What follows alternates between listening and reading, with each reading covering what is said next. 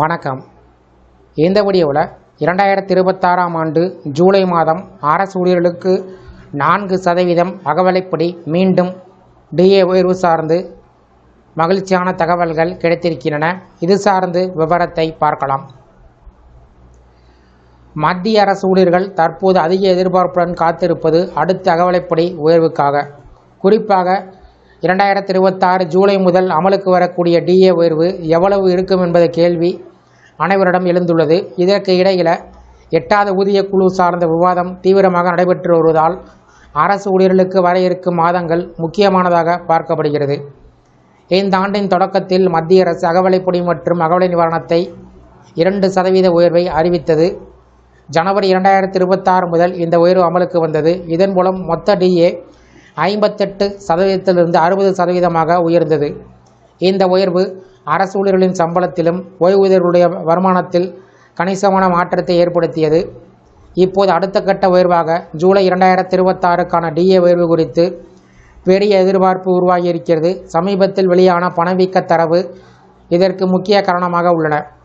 அரசு வெளியிட்ட தகவலின் அடிப்படையில் ஏப்ரல் 2026இல் சில்லறை பணவீக்கம் 3.48% உயர்ந்திருக்கிறது. அதேபோல் உணவு பணவீக்கம் 4.20% அதிகரித்திருக்கிறது.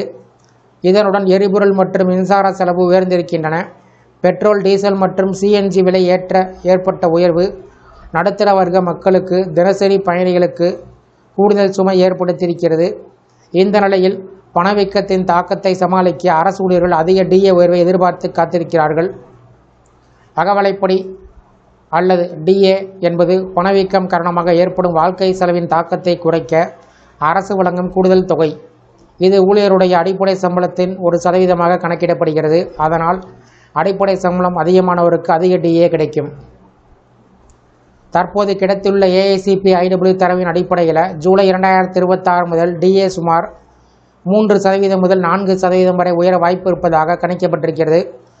குறிப்பாக மார்ச் 2026இல் AICPE குறியீடு 149.1 புள்ளியை எட்டியிருக்கிறது. இந்த உயர்வு ஏப்ரல், மே மற்றும் ஜூன் மாதத்தில் தொடரும் என்று மதிப்பிடப்பட்டிருக்கிறது.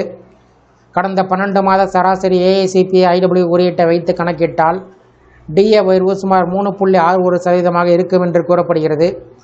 அரசு வழக்கமாக முழு எண்ணை அறிவிப்பதால் இது 4% உயர்த்தப்படும் வாய்ப்பும் இருக்கிறது. அதாவது தற்போது 60% இருக்கும் அகவிலைப்படி ஜூலை 2026 முதல் 63% அல்லது 64% உயரக்கூடும். இது நடைமுறைக்கு வந்தால் மத்திய அரசு ஊழியர்களின் மாத சம்பளத்தில் மீண்டும் கணிசமான உயர்வு ஏற்படும். இந்த டிஏ உயர்வு 7வது ஊதியக்குழுவின் பரிந்துரையின் அடிப்படையில் கணக்கிடப்படுவது குறிப்பிடத்தக்கது. இதே சமயம் 8வது ஊதியக்குழு தொடர்பான அறிவிப்புகள் வர இருப்பதால் அரசு ஊழியர்களுக்கு வரும் காலம் பல நல்ல செய்திகளை கொண்டு வரக்கூடும் என்று நம்பிக்கை நிலவி வருகிறது.